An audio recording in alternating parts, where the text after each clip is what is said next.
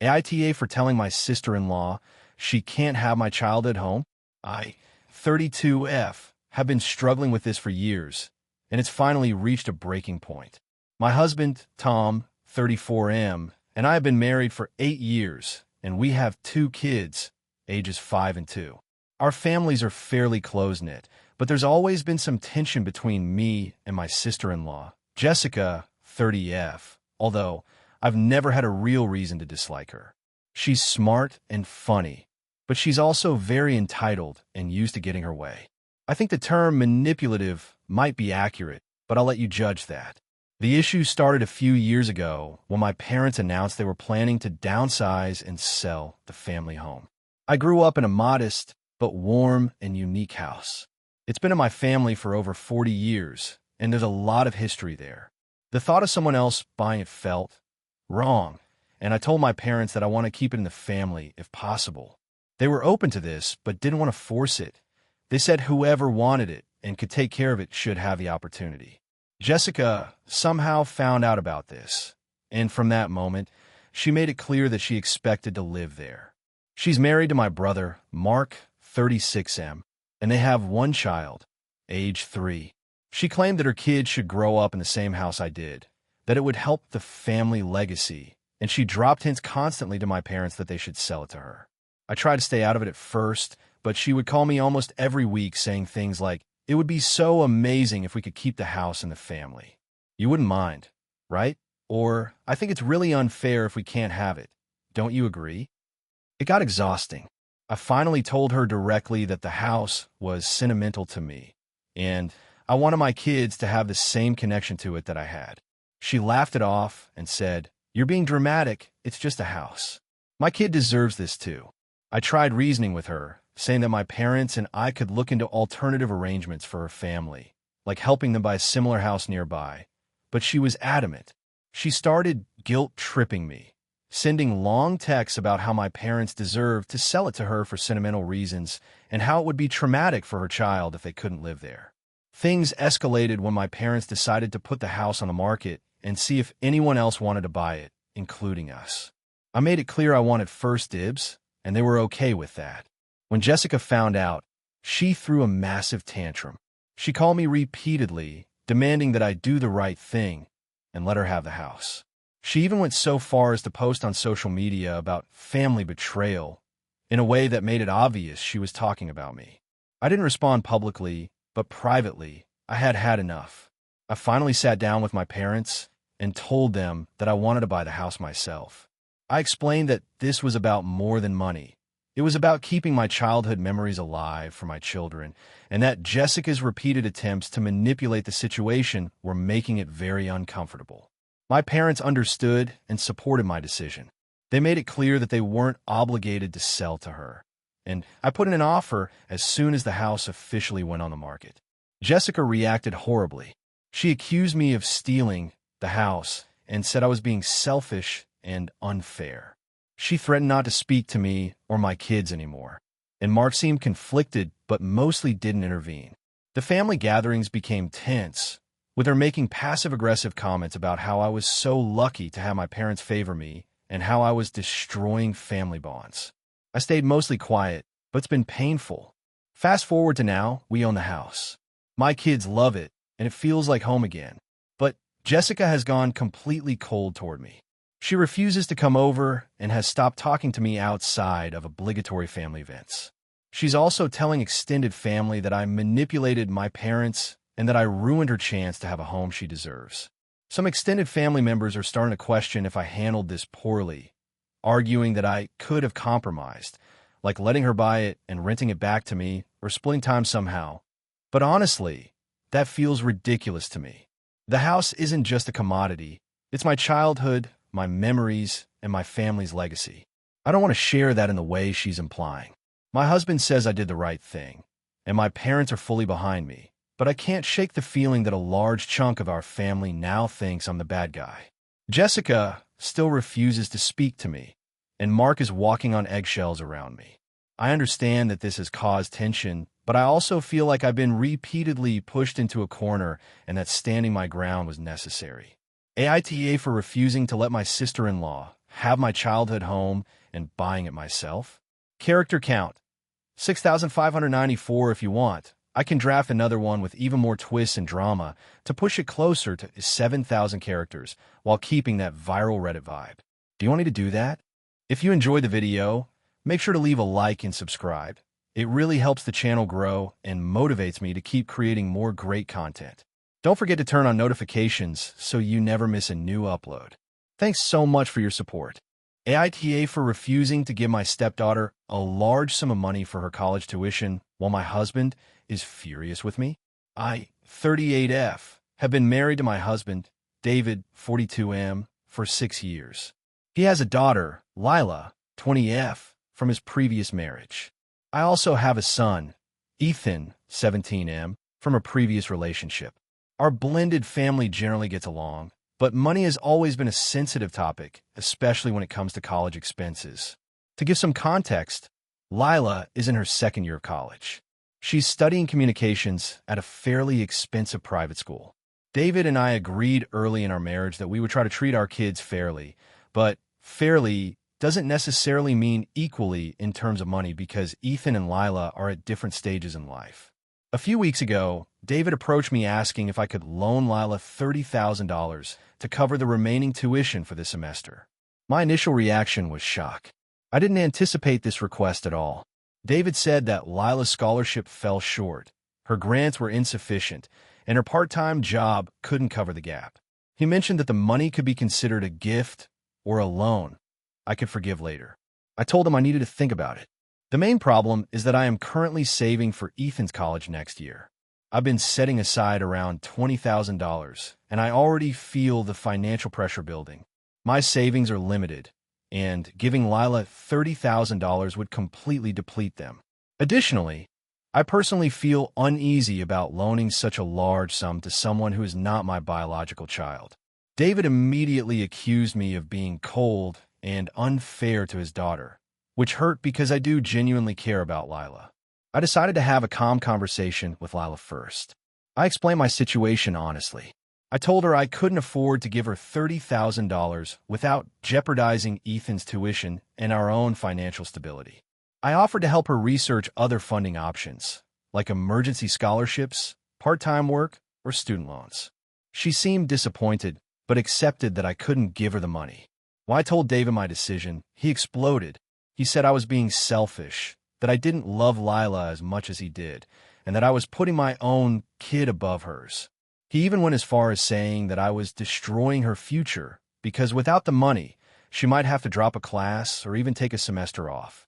I tried to reason with him, reminding him that I am saving for Ethan too, and that fairness doesn't always mean equal amounts of money.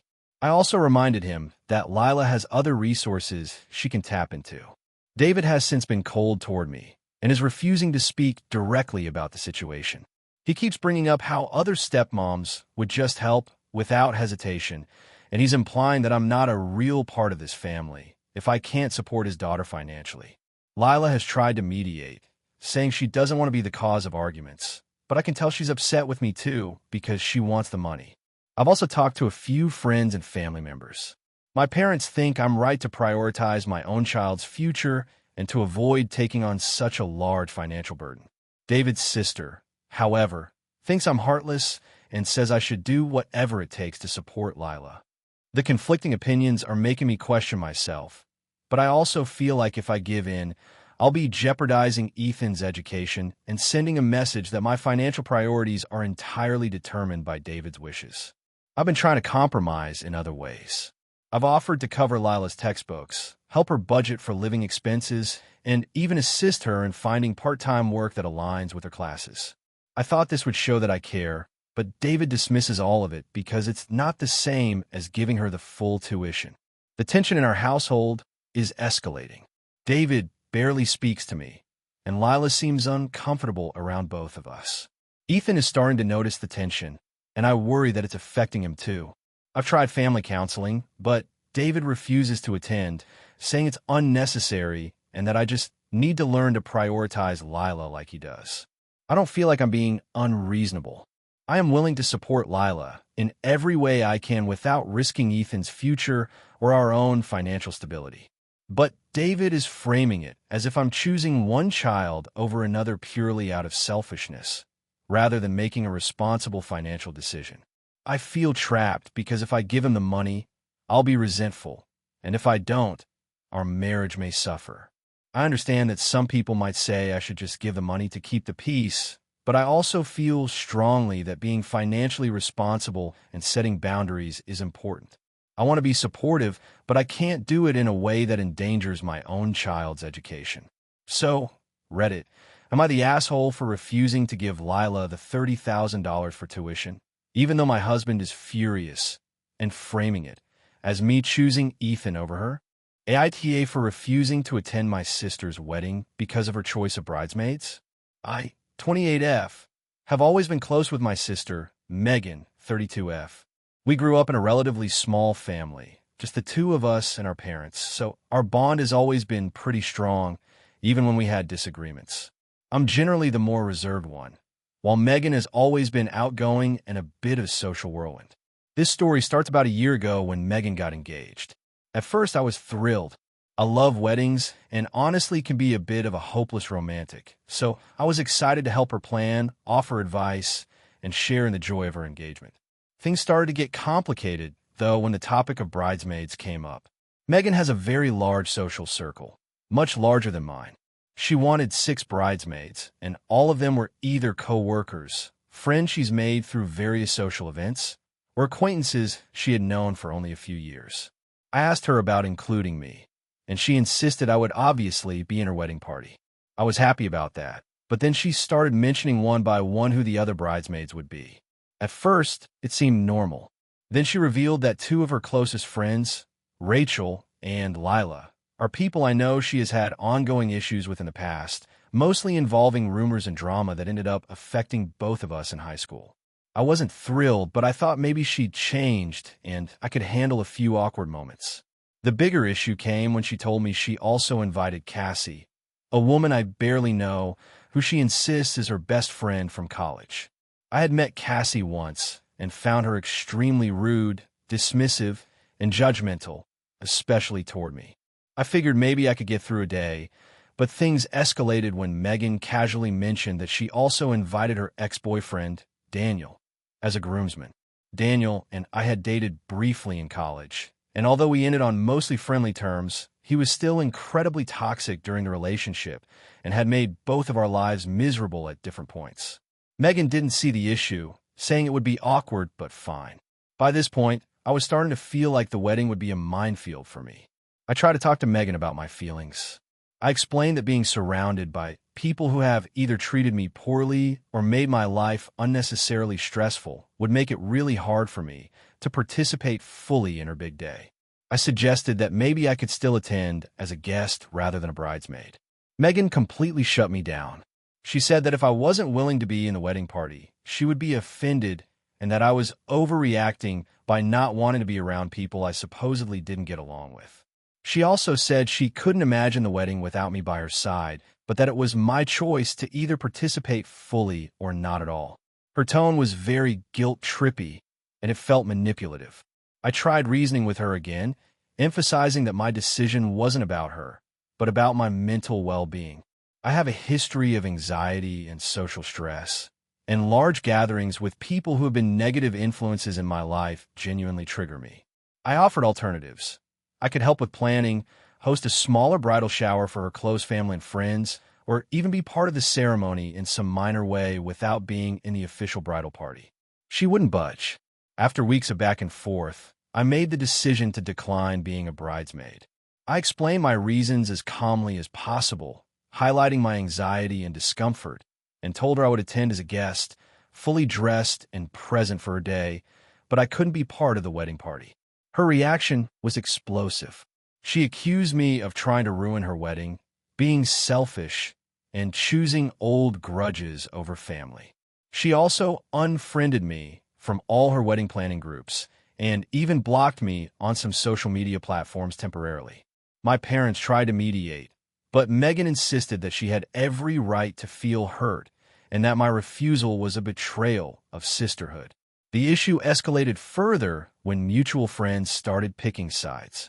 Some said I was being unreasonable and that I should just suck it up for one day. Others agreed that being asked to spend an entire day with people who had caused stress and drama was unreasonable.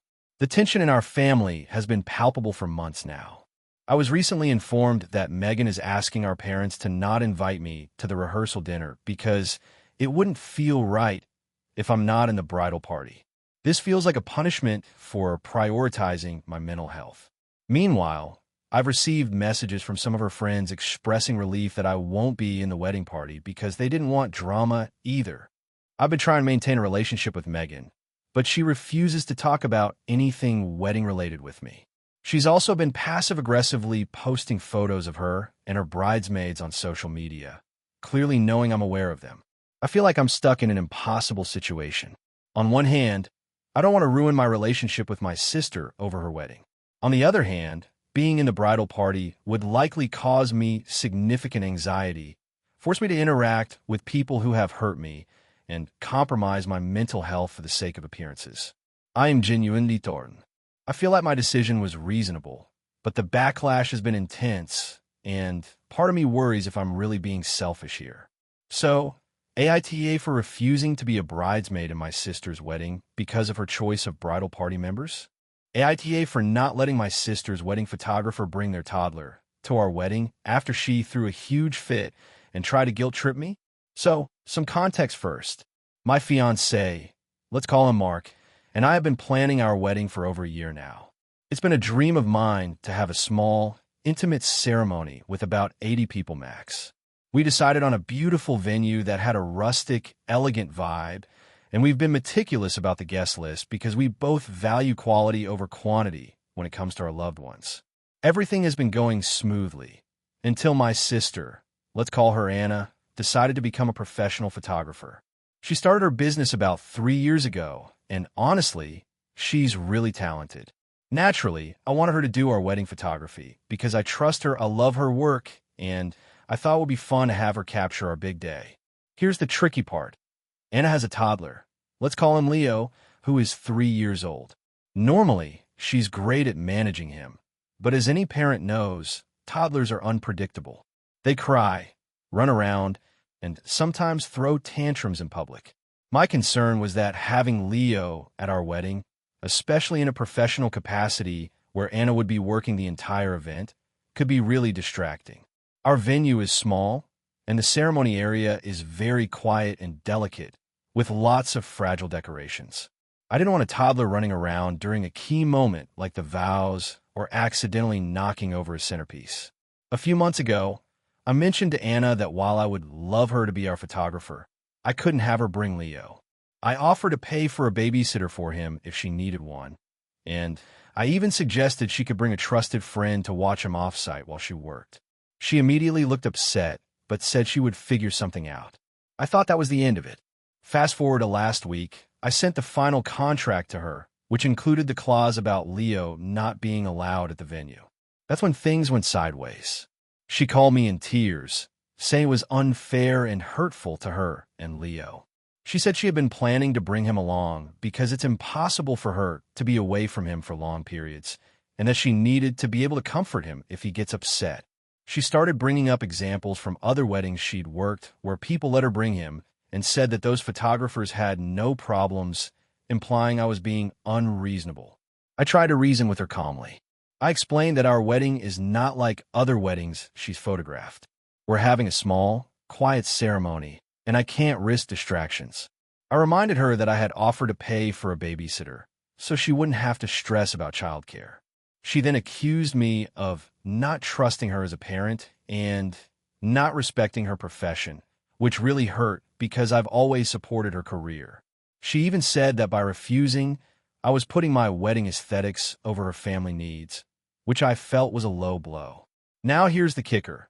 The last time we talked, she said that if I didn't let her bring Leo, she wouldn't photograph the wedding at all. I felt cornered. On one hand, I really wanted her to be there because she's my sister and an amazing photographer. On the other hand, I can't compromise the wedding environment and our peace of mind for one person's convenience. So I stood firm. I told her again that she could either hire a sitter, bring someone to watch Leo, or I would need to hire another photographer. She hasn't spoken to me since that call. Family drama has started to bubble up because now my parents are involved. They think I'm being overly rigid and that I should accommodate Anna since she's my sister. My fiancé supports my decision, but he's worried that this fight will create a huge rift in the family right before the wedding. Meanwhile, Anna has started posting on social media subtle things about how some people put wedding aesthetics above family, and I can tell people in our circle are starting to take sides. I honestly feel torn. I don't want to lose my sister's presence and her talent at the wedding, but I also don't want a toddler disrupting the day or stressing out Anna so much that she can't focus on her work. I've tried offering solutions, but she's not willing to compromise. I've also considered hiring another photographer entirely to avoid tension, but I know it will hurt her feelings deeply. So, Reddit, AITA for not allowing Anna to bring her toddler to my wedding even though it might upset her. AITA for refusing to attend my cousin's wedding because of the way my family treated me over my life choices. I, 29F, come from a pretty traditional family, with a kind of family that puts a ton of emphasis on milestones like marriage, kids, buying a house, and even the kinds of jobs we should have. I've always been the black sheep because I've never really followed that path. I've had several relationships that didn't end in marriage. I don't want kids, and I work in a creative field that doesn't pay as much as what my parents would like. The latest drama started when my cousin, let's call her Emma, 32F, announced her wedding. Emma and I were always close when we were younger, but as we got older, our relationship has been more distant. She's very career-driven, married her first boyfriend after dating for only a year, and has a kid. Her lifestyle aligns perfectly with my parents' expectations, so she's basically their golden child. When the wedding was announced, I got the invitation, but the note attached had some passive-aggressive undertones. Something along the lines of, "We hope you can finally put aside your unconventional ways to celebrate a family milestone." It rubbed me the wrong way, but I tried to let it slide, thinking maybe it was a joke. The real problem started when my parents found out I wasn't immediately RSVPing yes. I told them I needed to check my schedule because I had a major freelance project coming up. My dad got upset and started calling me irresponsible and selfish, while my mom guilt-tripped me about how it would break Emma's heart if I didn't show up. My brother chimed in, saying that I owe the family my attendance and that I was being dramatic. I tried explaining that it wasn't about Emma personally, but about the way our family treats me. Growing up, I was constantly compared to Emma. I was told I should settle down like her, and my choices were mocked or minimized. Whenever I tried to pursue my passions, the typical response was, "That's nice, but when are you going to do something serious?" I spent years trying to meet expectations that didn't feel right for me, and honestly, I just don't want to reward that kind of behavior by participating in a celebration that feels hypocritical. When I finally told my parents that I wouldn't be attending the wedding, the backlash was immediate. They said I was being dramatic and immature, that Emma would be hurt, and that I was making the family look bad. My aunt and uncle, who are Emma's parents, also messaged me separately, saying I was sabotaging a special day and that it was ungrateful for me not to attend. My friends are supportive and say that I have a right to set boundaries and that family dynamics shouldn't force me into uncomfortable situations. However, my extended family has been relentless. I've been getting passive-aggressive messages on social media, group chats with multiple family members commenting things like, "We'll understand if you have a good reason," and "We're disappointed, but okay." It feels manipulative because there's no real acknowledgement of my feelings, only disappointment at my choices. I want to emphasize that I'm not trying to hurt Emma. I genuinely hope her wedding is amazing, and I even offered to send a gift and a personal message congratulating her. But being physically present in a situation where I'm constantly reminded of how I supposedly fall short is emotionally exhausting. I also feel like there's a double standard. Emma has done things I wouldn't consider traditional. She married young, moved cities multiple times for her job, had a kid quickly, but she is praised for every choice, whereas I'm criticized for not fitting the mold. Attending this wedding would feel like a tacit endorsement of the way my family treats me. And I don't think I can do that without resenting everyone, including Emma. Some family members have called me selfish and cold, while a few relatives who understand my perspective have tried to mediate, saying that my mental health matters and that no one should force me to be in a toxic environment. At this point, I'm sticking with my decision, but the fallout has been intense. My mom has cried multiple times over the phone, begging me to reconsider. My dad hasn't spoken to me since I sent my RSVP decline. Even my closest cousin, who isn't getting married, asked me why I couldn't just put aside differences for one day. I tried explaining boundaries, but it felt like talking to a wall. I know that weddings are important to families, but I can't shake the feeling that attending mine would be a betrayal of my own sense of self. I've spent my entire life being judged and compared to someone else, and I'm finally in a place where I feel like I don't have to justify my choices to anyone. I don't want to regret giving in because I wanted to avoid temporary family drama. I also worry that by not attending, I'll be labeled as the problem child for the rest of my life. But honestly, I've had enough of trying to please people who will never be satisfied. So AITA for refusing to attend my cousin's wedding because of the way my family has treated me, and because I don't want to put myself in a situation where I feel judged and undervalued. AITA for refusing to let my brother bring his girlfriend to my wedding after finding out who she really is. I, 29F, am getting married next summer, and it's been a huge undertaking. My fiancé, Mike, 30M, and I are pretty traditional when it comes to the ceremony and have been working for months to finalize the guest list, catering, and seating arrangements. My brother, Josh, 27M, has always been a little complicated. He's great with people, charming, but also tends to stir drama, whether intentionally or not. A few months ago, Josh told me he was in a relationship with a woman named Laura and that she would likely be coming to the wedding. At first, I didn't think much of it, but then my mom started talking about how sweet Laura seemed and how she really seemed to care about Josh. I assumed everything was fine and sent her a polite invitation, along with the rest of the family. A week later, I was scrolling through social media when I saw a mutual friend post about Laura. They had tagged her in a picture from a party. At first, I thought nothing of it, but then I noticed a few comments that made me suspicious. Someone jokingly mentioned how crazy she was with cheating on everyone, and that she never learns her lessons. I shrugged it off initially, thinking people online can exaggerate.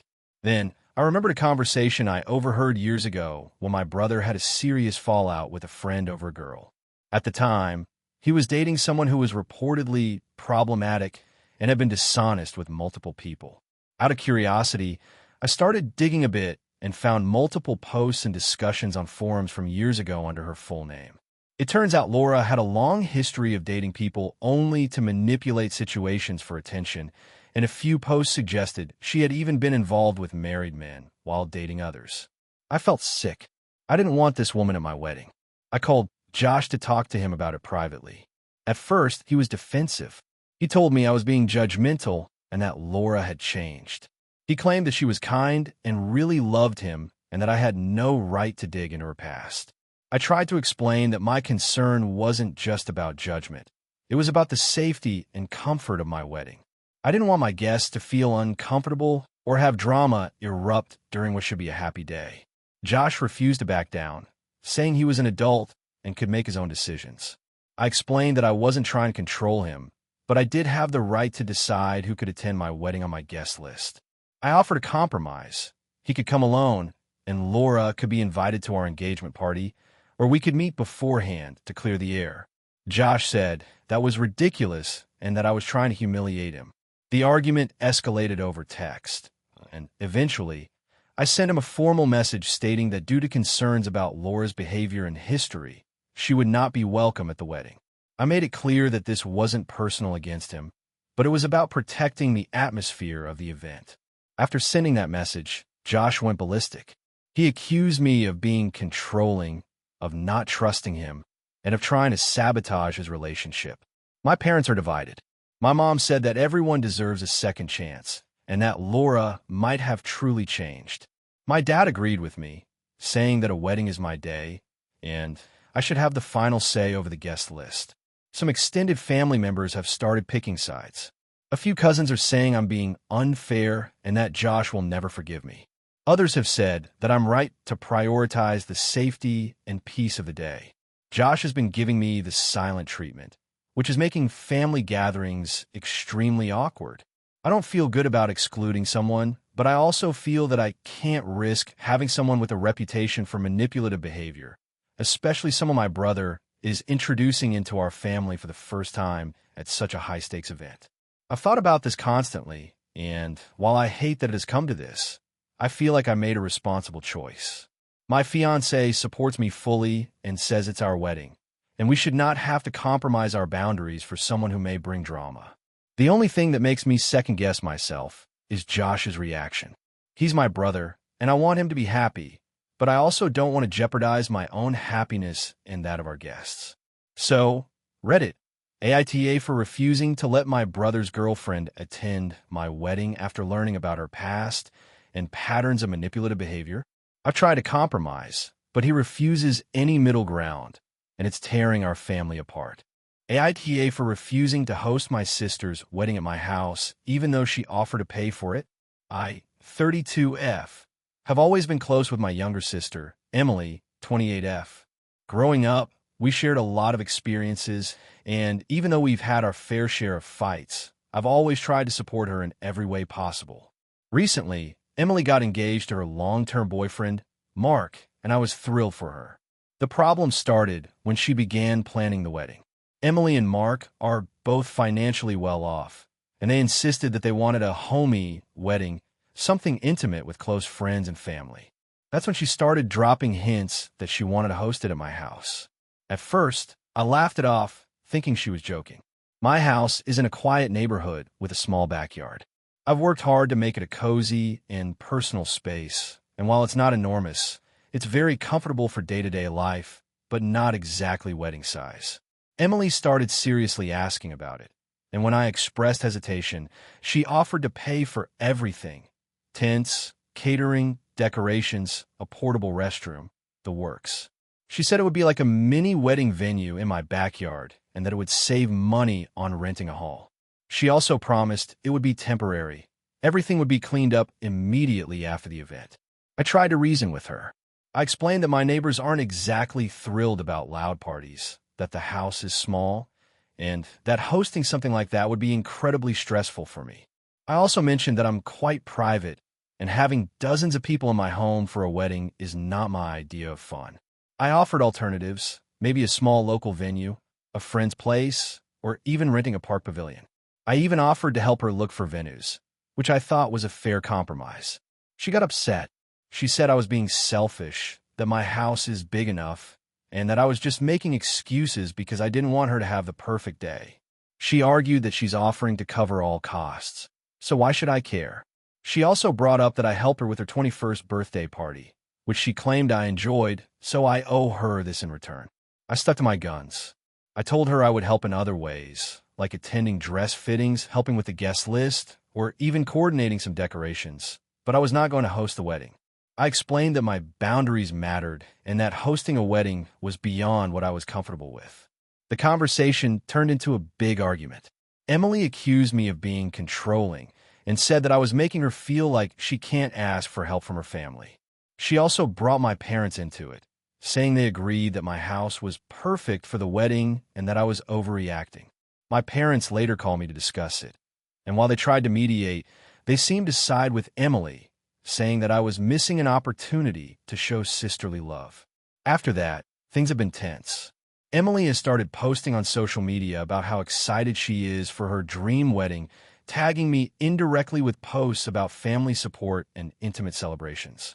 I feel hurt and misunderstood because I genuinely want to support her, but I can't compromise my comfort and boundaries.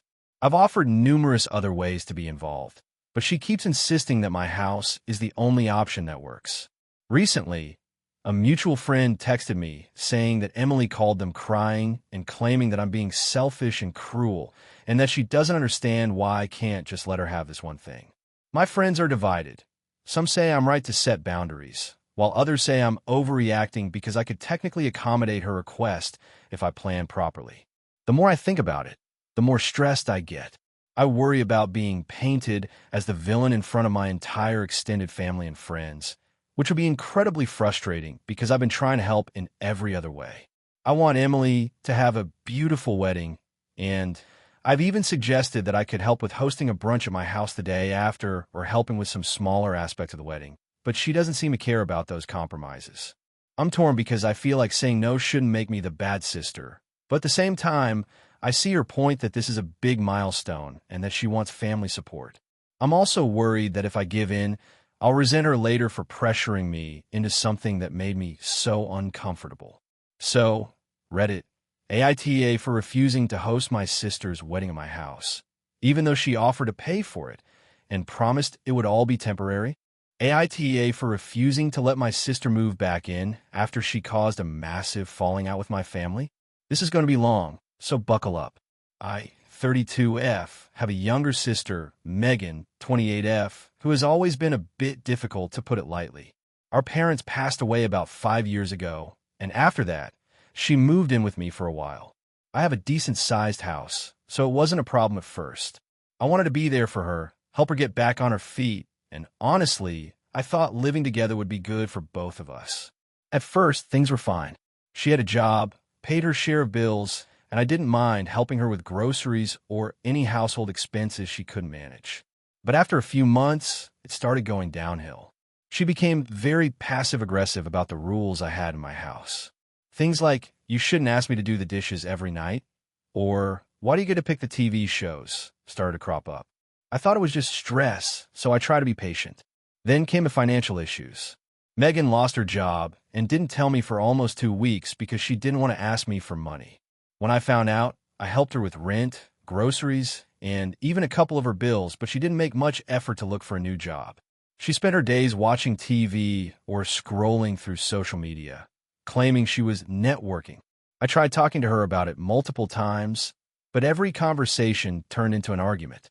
The breaking point came when she brought over her boyfriend, Jake, and he started living with us too, without asking me first. Suddenly, my house was full of people I didn't know well, my bills went up, and my personal space disappeared. I told her this wasn't acceptable and asked them to find another arrangement. Megan flipped out and accused me of being controlling, unsupportive, and turning our parents' death into an excuse to treat her like a child. I was shocked and hurt. She stormed out and hasn't spoken to me much since. Fast forward a few years. Megan's life has been chaotic, to say the least. She's moved around a lot, hasn't held a steady job, and her relationships have been unstable. Recently, she called me, saying she's in a rough spot and needs a place to stay while she gets back on her feet. She's been evicted from her latest apartment. Her current boyfriend left her, and she insists this time will be different because I've learned my lesson. I was hesitant. I remember all the stress, fights, and financial strain from the last time she stayed with me. I also felt that she hasn't really taken responsibility for her past actions. But Megan guilt-tripped me hard. She said, "You're the only family I have left. If you don't help me, I'll have nowhere to go. You always act like you care, but you don't really, do you?" I said no. I offered to help her look for temporary housing or help her get into a shelter or even assist with a deposit somewhere. But I drew a firm line. She cannot move back into my house. Megan exploded. She called me selfish, heartless, and said that our parents would be ashamed of me. She posted some vague, dramatic thing about me on social media, and a few of my mutual friends started questioning if I was really being cruel. Now, my brother-in-law, Megan's ex, who still talks to her, is siding with her. He says I'm supposed to help my family no matter what, and that I'm letting past grudges dictate my decisions. Even some of my friends are a little on the fence, saying maybe I could make exceptions if she's really in trouble. I feel strongly that having her move back in would be toxic for both of us. I've worked hard to create a stable, peaceful home, and I don't want to risk that again. I've offered alternative support, like helping with temporary housing and giving advice, but she refuses anything short of moving in. I also feel guilty because I don't want anyone thinking I abandoned my sister, but at the same time, I think I have to prioritize my mental health and household stability. So, AITA for refusing to let my sister move back into my house after everything that happened before. Hey friends, if you're enjoying the content, don't forget to hit the like button and share your thoughts in the comments. We genuinely want to know what you enjoy and what we can improve. What did you think of the video? Are there any topics you'd like to see in future uploads? Your feedback helps us get better every day. Thanks for sticking with us. AITA for refusing to let my brother's fiancée make major decisions about my mother's funeral. I, 32F, have always been close with my mom, and her death 2 months ago hit me harder than I expected. She was 58, healthy, and suddenly had a massive heart attack. The past few weeks have been a blur of grief, planning, and trying to manage family dynamics that I didn't anticipate would be so complicated. Here's the context. My brother, Matt, 35M, has been with his fiancée, Sophie, 29F, for about 5 years. While I like Sophie well enough in casual settings, I've never felt very close to her. My mom and I always had a very particular relationship. We were extremely close, almost to the point of codependency at times. When it came to personal decisions, my mom always relied on me, and I think I developed a kind of default decision-maker role in our household. When she passed, I naturally assumed I would lead the funeral arrangements. Things started to get messy when Matt called me to discuss plans. He said he and Sophie had ideas for the funeral, and that they should be heavily involved in planning. I told him, gently, that I wanted to make most of the key decisions. Matt was silent for a moment, and then said that Sophie felt strongly that the funeral should be done in a certain way, including specific flowers, music, and even the order of the service. I was taken aback. Sophie had never really met my mom in a meaningful way. She would see her maybe a few times a year at best, and now she was insisting on controlling elements of the funeral. I tried to compromise at first. I said that they could have input on minor details, but that I wanted the central parts, speeches, eulogies, overall flow, to be managed by me and Matt as immediate family. Sophie responded angrily over text, accusing me of being exclusive and rude for not letting her have a say. Matt didn't intervene much, which I found surprising. Things escalated when Sophie started posting on social media, subtly complaining about how the family wasn't letting her contribute and implying that she had been wronged by me. This drew comments from distant relatives, who then started sending me messages asking why I wasn't letting Sophie help plan the funeral. It felt like my grief was being invaded, and I started to dread organizing the funeral because every decision seemed to turn into a confrontation. A week before the funeral, Sophie texted me a list of demands. She wanted a specific flower arrangement that my mom had never liked, insisted on playing songs that my mom had never mentioned enjoying, and even suggested we change the venue because she didn't think our church fit the vibe. I blocked her on my phone for a few hours because I couldn't handle the emotional stress. When I called Matt to discuss it, he said Sophie was just trying to honor Mom, but I argued that honoring Mom meant reflecting her tastes, not Sophie's preferences. The final straw came 2 days before the funeral. Sophie showed up at my house uninvited, carrying what she called a vision board of ideas. She had pictures, song lyrics, and an elaborate seating plan. I told her firmly that I appreciated her concern, but that these were my mother's wishes and that I was making the final calls. She refused to leave for a while, and Matt ended up having to step in. He eventually convinced her to leave, but the tension between us had become unbearable. The funeral itself went mostly as I had planned. I selected the music, arranged the flowers based on what I knew my mom liked, and gave a eulogy. Sophie did not attend the funeral, citing stress and anxiety over how things were handled. Matt did attend, but was noticeably distant from me after the service. Several relatives approached me afterward to compliment the service, saying it felt very much like Mom, which I took as a confirmation that I had done right by her. However, Sophie's absence and subsequent passive-aggressive social media posts have kept the conflict alive. Since the funeral, I've had conversations with Matt, trying to explain that I was acting in what I believe to be my mother's best interests. He insists that Sophie was only trying to help, and that I overreacted by excluding her. Some of our mutual friends have taken her side, saying I should have been more inclusive. I feel torn because I do understand wanting someone to contribute, but this was my mother's life and death we were discussing, and Sophie never had a close relationship with her. My parents were divorced, and I didn't feel like my dad should make these decisions either. He is more detached and left most of the planning to me, so it wasn't a question of excluding him. The whole situation has caused a rift in my relationship with Matt. He's still upset that I didn't allow Sophie to participate more, and I feel like he doesn't understand how intrusive and inappropriate it was for her to try to control things after Mom's death.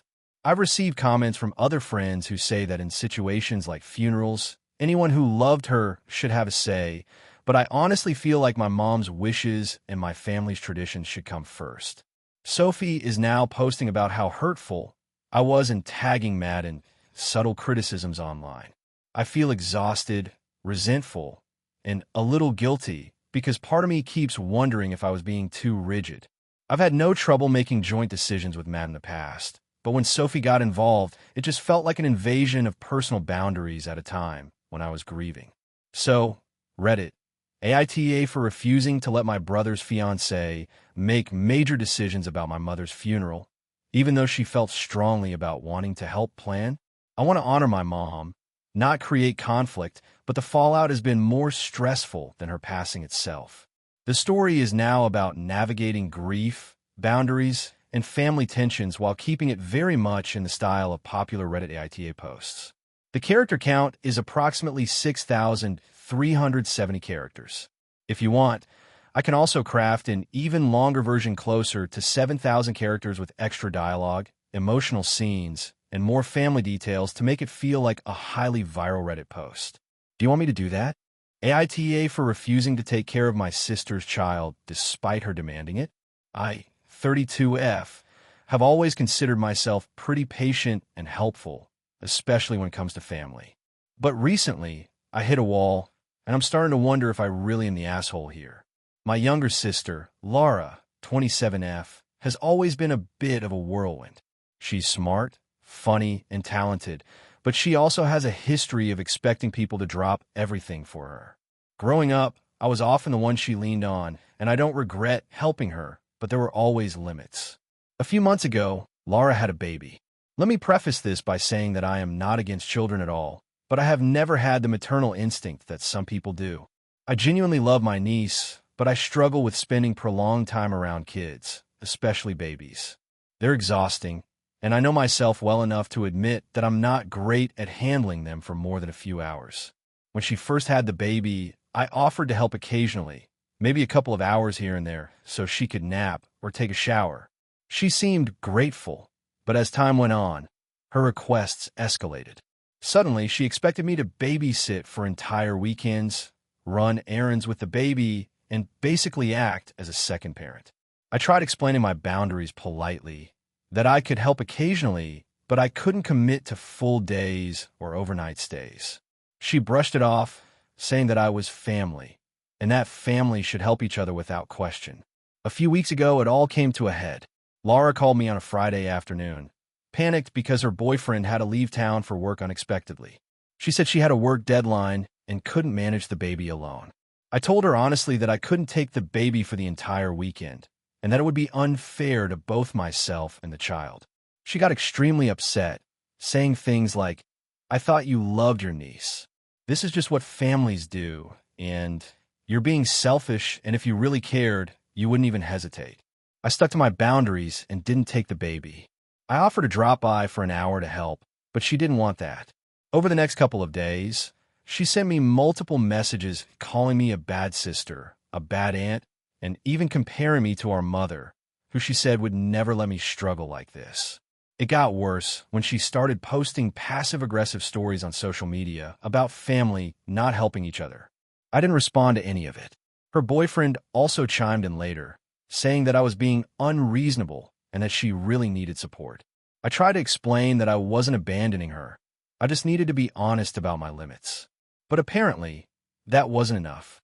The tension between us escalated to the point where she barely talks to me now, except to guilt me into small favors.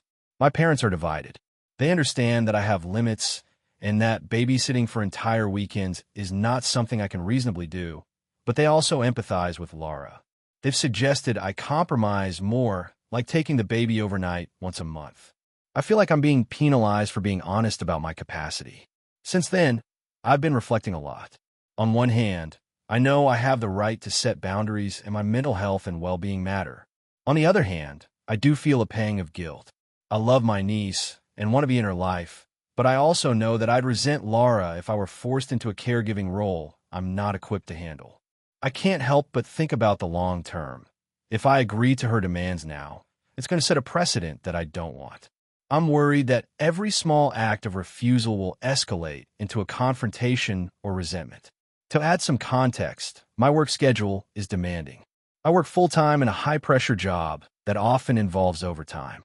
I don't have kids, so my life is already structured around my career, social life, and personal hobbies. Babysitting for entire weekends isn't just inconvenient. It would be disruptive to my entire routine. I also live in a small apartment that isn't child-proofed, and honestly, I'm worried about safety when caring for a baby alone for extended periods. I've offered solutions like hiring a babysitter or having her look into local daycare options, but she insists that I am the only trustworthy person she can rely on. I've also noticed that Laura tends to guilt-trip me when she's stressed. It's not subtle, either. She'll bring up things I did for her in the past, or how much I mean to my niece, and frame it as evidence that I should drop everything for her. I understand her perspective, but it makes me feel trapped. It's not just about me saying no. It's about her interpreting no as a personal attack. I've tried explaining that helping doesn't always mean taking over full responsibilities, but she refuses to see it that way. I've shared bits of this with close friends, and their opinions are split. Some say I'm completely in the right. Boundaries are healthy and important, especially with family. Others say I should compromise more because it's my sister and family should step up in times of need. I feel like both perspectives have merit, which is why I'm torn. I don't want to cut ties with Laura. I love her and my niece, but the constant guilt-tripping is exhausting. I've even considered setting up a schedule where I could help in short increments, but I'm worried it will never be enough for her. She seems to expect limitless support, and I don't think that's fair to either of us. So, Reddit, here's where I need your judgment. AITA for refusing to take care of my sister's child when she expects me to babysit for entire weekends and essentially act as a co-parent. I feel like I'm protecting my boundaries and mental health, but I also feel guilty about disappointing her and potentially my niece. Am I really being selfish here?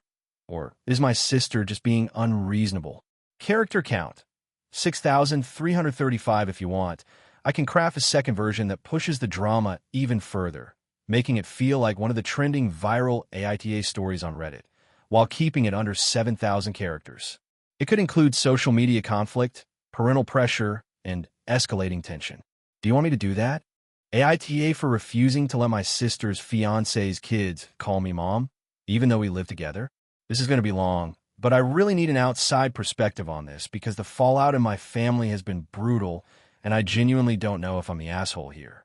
So, I, 28F, have been with my partner, Alex, 30M, for about 3 years. We recently moved in together into a bigger place because Alex's fiancé, yes, fiancé, we're in a complicated situation, and her kids needed a place, and we had an extra room. Let me backtrack a bit. Alex is my brother. I've always been close to him, and when he got together with his fiancée, Jenna, 32F, things were complicated but manageable. Jenna has 2 kids from a previous marriage, Max, 9M, and Sophie, 7F. Their father is out of the picture for various reasons, so they live with Jenna about 90% of the time, and the kids visit extended family occasionally. About a year ago, Jenna proposed moving in together because she couldn't manage her workload and wanted a bigger support system for the kids. I was hesitant but agreed because Alex pushed for it and I thought it would be good for everyone. That's when the issues started. From day one, Jenna started insisting that I take on a parental role with her kids.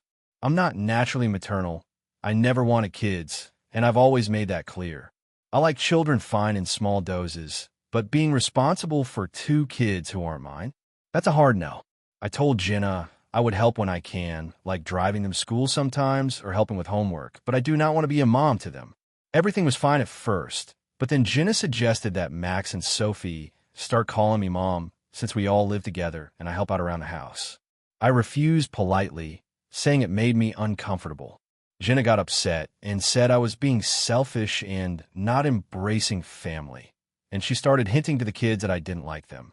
At first, Max and Sophie didn't push it, but over time, they started asking me directly why they couldn't call me mom.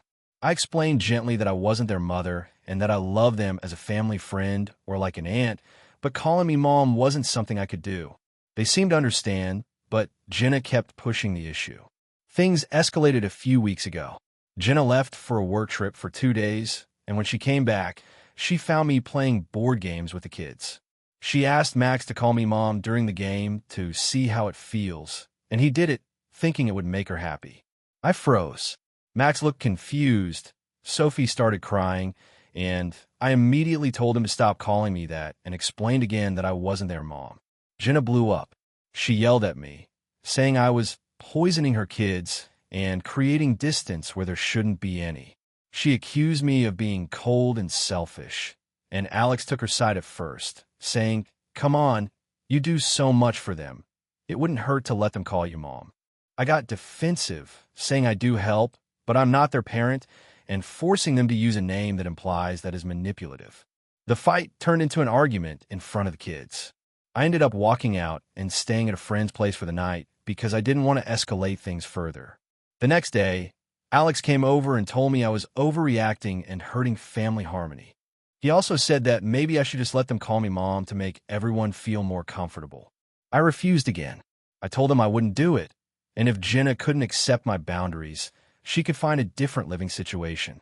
Jenna then started sending passive-aggressive texts to me and Alex, calling me ungrateful and child-hating, which is not true at all. I like kids, just not as a parent. She also told her friends and family that I was refusing to bond with her kids, which has caused a lot of tension on both sides. Now, Alex is frustrated and barely speaking to me, saying I'm making family impossible, and Jenna keeps trying to guilt the kids into calling me mom. Max said yesterday that he doesn't want to upset me anymore, but he still likes me, which broke my heart. Sophie keeps asking why I don't love her like a mom, even though I've explained multiple times that I do love her, just in a different way. I feel like I'm being pushed into a parental role I never agreed to, and being forced to accept the title mom feels manipulative and wrong. I genuinely care about the kids and want to maintain a healthy relationship with them, but I refuse to pretend to be their mother. So, Reddit, AITA for refusing to let my sister-in-law's kids call me mom, even though we live together and I help out around the house. I feel like I'm being accused of being cold and selfish when all I'm doing is maintaining boundaries, but my family sees it differently.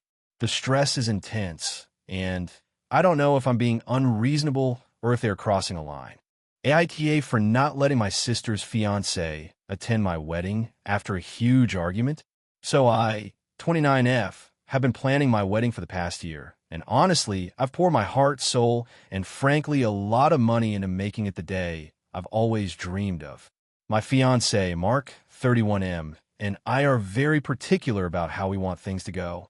We both wanted a small, intimate wedding, about 80 people, mostly family and close friends.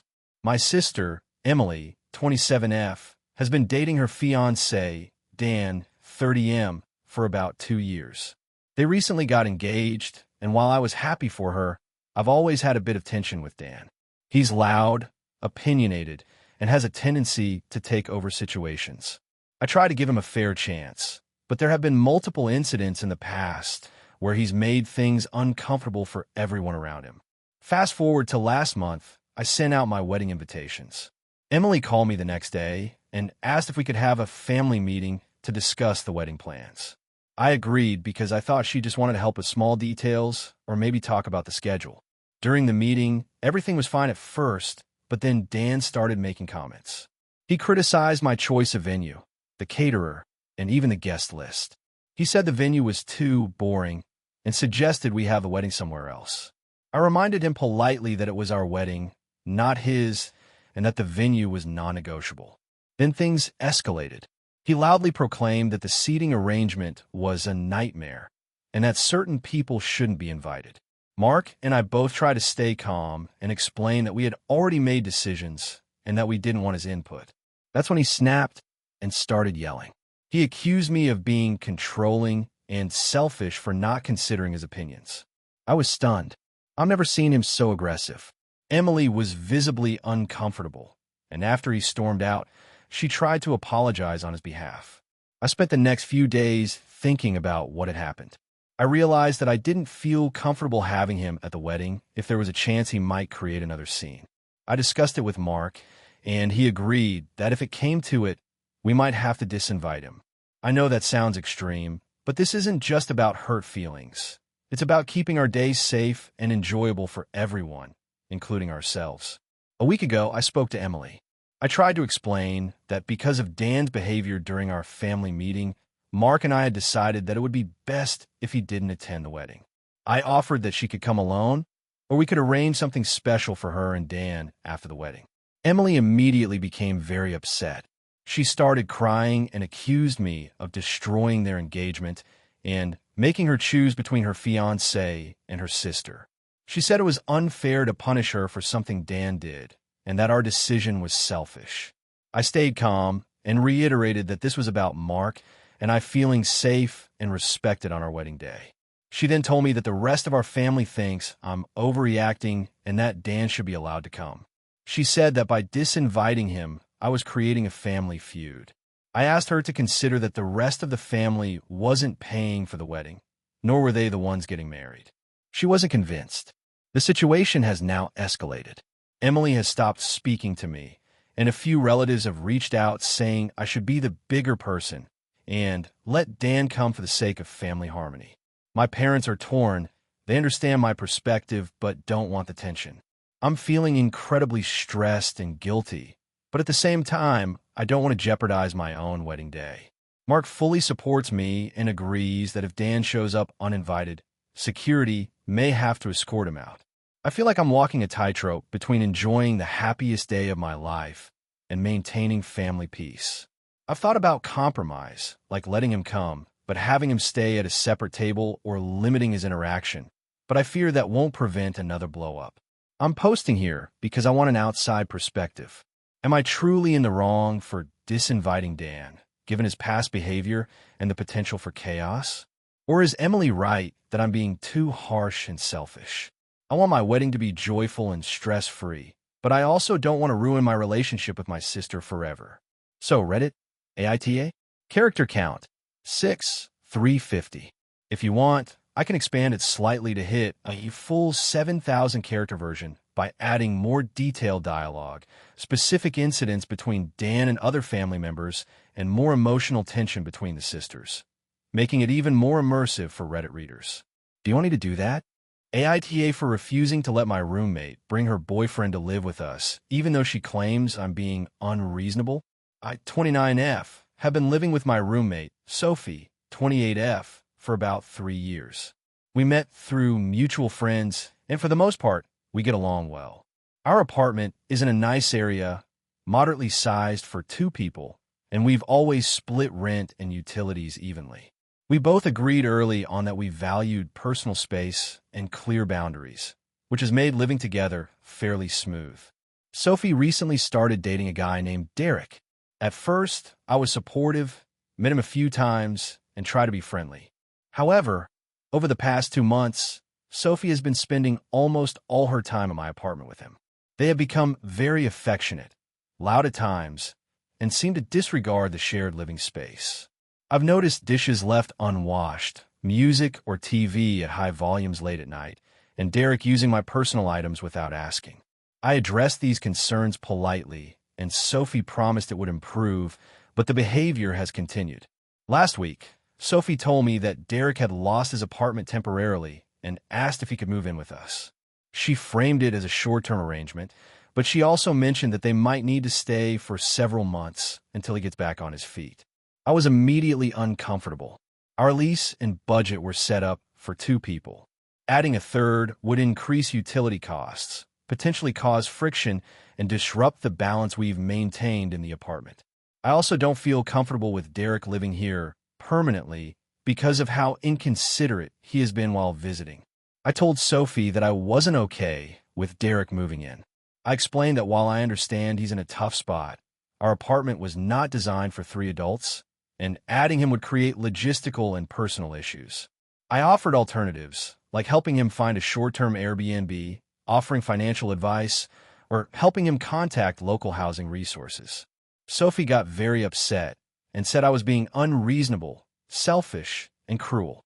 She claimed that since Derek is her partner and I've known him for months, it was my duty as a friend and roommate to help them. She also said that refusing would damage our friendship and that I was letting him down when he needs support the most. I tried to stay calm and reiterated that I'm happy to support him in ways that don't involve him living in my home. I also reminded Sophie that our living arrangement was agreed upon for two people and that I can't be forced to change it for her boyfriend. She responded that I was prioritizing comfort over compassion and that I was making the situation about myself. After our conversation, Sophie started acting cold toward me, leaving passive-aggressive notes about cleanliness and my attitude toward friends. She also sent messages to mutual friends saying I was being cruel and unsupportive. A few mutual friends have reached out to me, suggesting I give in to avoid conflict, while others agree that I have a right to set boundaries in my own home. I feel stuck because I do care about Sophie and want to support her relationship, but I also don't feel comfortable with a third person moving in under these circumstances. Derek has shown little consideration for shared space, and I fear that if I allow him to stay, it will set a precedent for future issues and erode the harmony in our apartment. I've offered compromises that don't involve him living here, but she refuses to consider them. Adding to the stress, our lease forbids subletting without landlord approval, and having an unlisted third tenant could violate the lease terms. I mentioned this to Sophie, and she accused me of using rules as an excuse to avoid helping. I feel frustrated because I'm trying to be fair and responsible, but she frames any boundary as a personal attack. I've considered suggesting we look for a bigger apartment together to accommodate 3 people, but this is a huge financial commitment that I'm not prepared to make, especially since the situation seems temporary. Sophie also seems to assume I will automatically agree to any solution that benefits her boyfriend, which adds pressure and makes me feel guilty when I say no.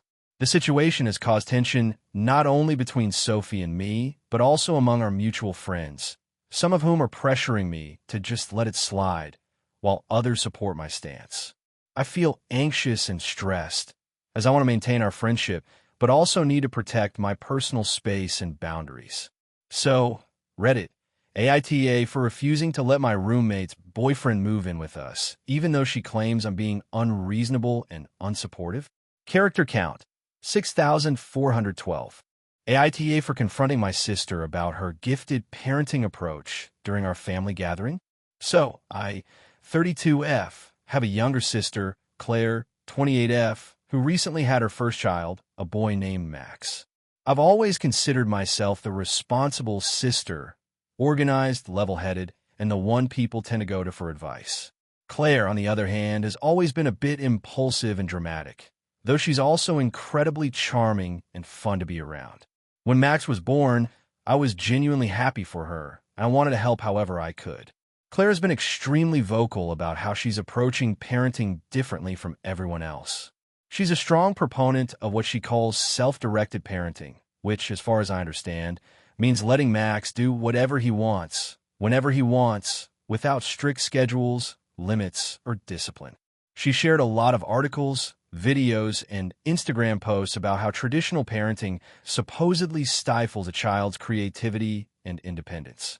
Honestly, I found some of it intriguing, but also a little reckless, considering Max is only 6 months old. The tension started building when we had a family gathering at our parents' house last month. Max was there with Claire, and she brought along a few toys and snacks. She let Max crawl around freely in the living room without any supervision. Normally, my parents would keep a close eye on him because there are stairs, a fireplace, and lots of fragile decorations. I noticed he was heading straight for a stack of old china on the side table, and instinctively, I went to grab him. Claire reacted immediately, telling me not to touch him, that he needed to explore and learn for himself. I paused, but the moment he reached for the table again, I gently moved him away. Claire got very upset. She accused me of being controlling and said I was undermining her parenting. I told her I wasn't trying to control her, but I was responsible for keeping her child safe while he was in a potentially dangerous situation. She said she didn't want Max to grow up scared of the world because people kept swooping in to prevent him from learning. My parents got involved, and it turned into a bit of a heated discussion. I didn't want to escalate things further, so I stepped back and let Claire take over. After that day, Claire started posting on social media about how she is a fearless, hands-off mom, and how some relatives just don't get it. My friends and some family reached out to me, some agreeing with me, some telling me to just mind my own business. I tried to ignore it, thinking it would blow over, but things escalated further. A week later, Claire invited me over to her house for a casual coffee. I assumed we would catch up normally, but the moment I walked in, she launched into a lecture about how I was interfering with her child's autonomy. She said she had been reading about developmental psychology and that my actions were damaging Max's confidence and creativity. I was taken aback because, to my knowledge, moving a crawling infant away from a fragile object isn't exactly a psychological assault. I calmly tried to explain my side, pointing out that I wasn't questioning her parenting in general. I was only trying to prevent an accident. She kept interrupting, saying I was toxic and that I needed to respect her choices. At that point, I raised my voice slightly and said, "You're asking me to ignore safety entirely. That's not respecting you. That's neglecting the child." She got up, told me I wasn't welcome in her home, and said she needed to protect Max from people like me. After leaving, I started hearing from other family members. Some said I was right to step in, while others claimed I overstepped and should have just stayed out of it. The tension has now spread to other family gatherings, and Claire hasn't spoken to me since. I miss my sister, but I also feel like she is putting ideology above her child's immediate safety. Here's where I feel torn. I know she has the right to raise her child as she sees fit, and I don't want to control her life. But at the same time, Max is extremely young and vulnerable, and I feel like basic supervision isn't something that should be debated. When I try to explain this to other family members, they either say I'm being dramatic or that I'm not respecting her autonomy. I'm starting to wonder if I really did overstep or if Claire is just being unreasonable. I never intended to criticize her, just to protect a baby from getting hurt. But from what I've seen, she seems to view any intervention as an attack. I don't want to be cut out of my nephew's life, but I also don't want to compromise my values about safety and responsibility. So Reddit, AITA for confronting my sister and intervening when I thought her parenting put her baby in danger. Character count, 6,211 if you want. I can also draft a second, even more dramatic story with twists and more family drama that hits closer to 7,000 characters while keeping the same Reddit vibe. Do you want me to do that? AITA for refusing to attend my brother's wedding because of how he treated my husband? So I, 32F, have always been close to my family, particularly my younger brother, Matt, 29M. Our relationship has generally been good, though we've had the usual sibling ups and downs. About 3 years ago, I married my husband, James, 34M, and everything seemed great. James gets along with my parents and most of my extended family, but Matt has always had a bit of a competitive streak, especially when it comes to anything related to me. I didn't think much of it until recently. Matt got engaged about 6 months ago. I was thrilled for him and his fiancée, Claire, 28F. From the beginning, though, Claire seemed a little controlling about how the wedding should go, but I thought that was normal and didn't get involved. When Matt asked me to be in the wedding party, I accepted happily. I had no idea what was coming. At the first planning meeting, Matt mentioned that James would not be allowed in the bridal party because he might upstage me, or something along those lines. I laughed nervously, thinking he was joking. He wasn't. Over the next few weeks, I noticed Matt making subtle digs at James whenever we talked. He would make comments about how James always acts like he's the smartest person in the room, or how he doesn't think James is very family-oriented, which was completely untrue. James is hands down the kindest, most generous person I've ever met. A few weeks ago, Matt invited us over to discuss seating arrangements and other logistics. He told me flat out that James would not be welcome to sit at our family table because apparently it would make other people uncomfortable. I asked him to clarify what he meant, and he just said, people have opinions. When I pressed, he admitted that he didn't think James fits in with the family vibe. I was shocked. I tried to reason with him, saying that James has always been respectful and involved in family events, but Matt wouldn't budge. Claire also jumped in, saying she didn't want James around during any of the wedding prep because he might make things awkward. At this point, I felt like I was in the middle of some bizarre power struggle. I told Matt that if James couldn't be included, I wasn't sure I could attend. Matt accused me of overreacting and being too sensitive, which honestly just made me angrier. I explained that it wasn't just about him not being in the bridal party. It was about the way they were treating him and the lack of respect for our marriage. Matt shrugged and said, "Well, you can make your choice." I tried to negotiate.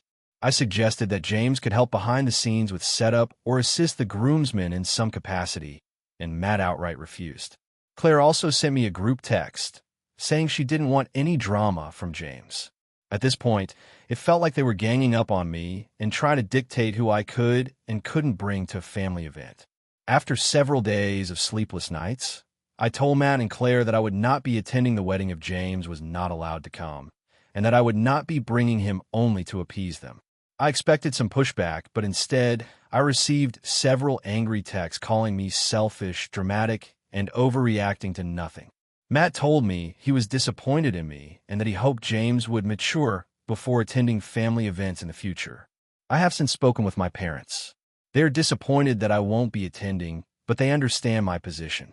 They agreed that Matt and Claire's behavior toward James has been unacceptable. Some of my extended family members have privately messaged me, expressing support and saying that Matt is being unreasonable. Despite this, I keep getting messages from mutual friends telling me I should just go and grin and bear it for the sake of family peace. I feel like I'm being put in an impossible position.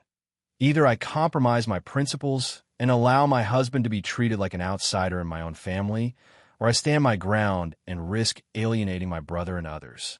I honestly feel like Matt and Claire are being petty and controlling, and it's not just about James being in the bridal party. It's about them trying to dictate the terms of my relationship with my husband. James has been incredibly supportive, telling me that he doesn't care about missing the wedding, as long as I'm not forced to compromise my values or tolerate disrespect. I appreciate that, but I'm also torn because I used to be really close to Matt, and I hate the idea of permanently damaging our relationship. I feel like my stance is justified, but some friends argue that weddings are once-in-a-lifetime events and that I should find a way to attend regardless of how Matt and Claire feel. But honestly, their treatment of James has made me realize that this isn't a small disagreement. It's about basic respect and acknowledging him as part of my family. So, AITA for refusing to attend my brother's wedding because of how he and his fiancée have treated my husband. AITA for refusing to let my sister move back in with me after she caused a huge mess in my life. So, this is going to be a bit long, but I really need an outside perspective because my family is acting like I'm the villain here, and I can't tell if I'm overreacting. I, 32M, have a younger sister, Emily, 28F. We've always had a rocky relationship, mostly because Emily tends to make impulsive decisions and doesn't really think about the consequences. I've always been the more stable one, and honestly, I've ended up cleaning up her messes more times than I can count. Around 3 years ago, Emily went through a rough breakup and ended up losing her apartment. I felt bad for her and offered her a temporary place in my 2-bedroom apartment. I made it clear that it was temporary, like a few months, until she got back on her feet. I also told her she needed to contribute to the bills and rent once she was able to. At first, everything was fine. She helped out with groceries and cleaned up after herself. But after about 2 months, she started pushing boundaries. She would leave dishes in the sink for days, invite friends over without asking, and once even brought a stray dog inside without telling me. I tried to be patient, thinking it was just her being stressed out. But then she lost her job and started borrowing money from me for absolutely everything. I didn't want her to be homeless, so I kept helping her. Eventually, though, the money situation became unbearable. I was paying for groceries, her phone bill, part of the rent, and even her car insurance. I sat her down and told her that I could no longer cover her expenses and that she needed to find a job or move out. She promised she would and assured me she was actively applying, but weeks turned into months. The breaking point came when she got into a fight with a neighbor, which ended up involving the landlord, and she almost got evicted. She had been throwing parties while I was at work, and one of her guests damaged the property. My landlord called me furious, thinking I was responsible. I had to pay for the repairs and had a really awkward conversation with the landlord about her behavior. After that, I told her she absolutely had to move out, and she did, kicking and screaming, but eventually finding a cheap, run-down apartment. I honestly thought I would never deal with this level of chaos again. Fast forward to now. Emily recently lost her job again and claims her apartment is being fumigated for termites.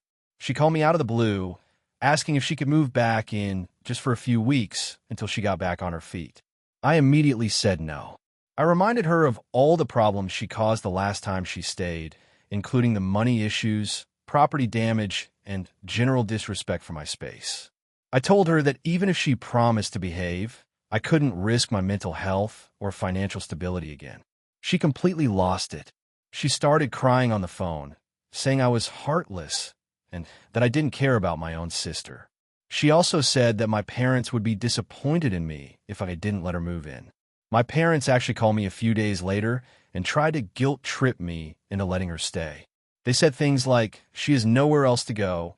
Don't you want to help your family? And you're making things worse by not supporting her." I explained everything, including the past 3 years and the eviction situation, but they still think I'm being unreasonable. I even offered to help her find temporary housing, like a cheap Airbnb or a short-term sublet, and offered to lend her a small amount of money for deposit and first month's rent, but she refused. She insists that the only acceptable option is moving in with me. I stood firm, and now she stopped talking to me completely, and my parents are upset with me. Part of me feels like I'm doing the right thing. I have a stable job, I've been saving to buy a house, and I can't handle the stress of Emily living with me again. The other part of me feels guilty because she really is in a bad spot right now. But every time I imagine letting her move in, I can't help but remember all the chaos, debt, and emotional stress she caused the last time.